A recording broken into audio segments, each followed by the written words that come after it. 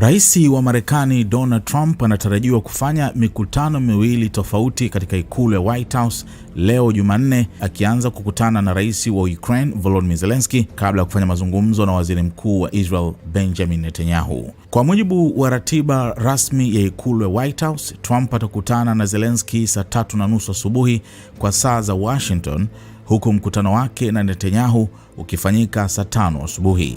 Mikutano yote miwili imepangwa kufanyika bila uwepo wa waandishi wa habari, ingawa mara kadhaa Trump amekuwa akiruhusu vyombo vya habari kuingia katika dakika za mwisho. Mkutano kati ya Trump na Netanyahu unafanyika wakati juhudi za kidiplomasia na mvutano katika eneo la Mashariki ya Kati ukiendelea kushika kasi. Baada ya mikutano hiyo, Trump ataelekea katika kanisa kuu la National Cathedral mjini Washington kuhudhuria ibada ya kumbukumbu ya seneta wa zamani wa chama cha Republican Lindsey Graham inayotarajiwa kuanza saa 8 mchana. Waziri Mkuu Benjamin Netanyahu pia anatarajiwa kuhudhuria ibada hiyo.